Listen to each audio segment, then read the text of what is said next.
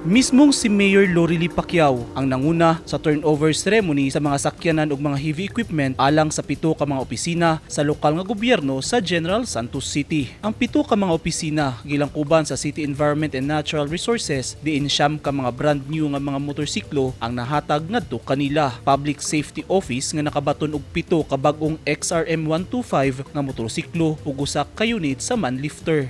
SP Secretary nga dunay 3 ka unit sa Ruser nga motorsiklo. City Mayor's Office kon CMO Pleb nga adunay 2 ka unit sa XRM 125. City Planning and Development Office nga nakabaton og usa ka unit sa motorsiklo nga Ruser. City Admin nga nakadawat og usa ka unit sa XTZ 125 nga motorsiklo ug City Engineer's Office nga nakabaton og usa ka bagong excavator, usa ka unit sa road roller ug usa sab ka unit sa road grader. Nagpasalamat ang mga personahe sa tagsa-tagsa ka mga opisina sa lokal nga gobyerno kang Mayor Pacquiao ug sa City General Service Office. Kay sumala nila, mas mapaspasan pa nila ang trabaho ug mahimo ang ilang tagsa-tagsa ka mga responsibilidad.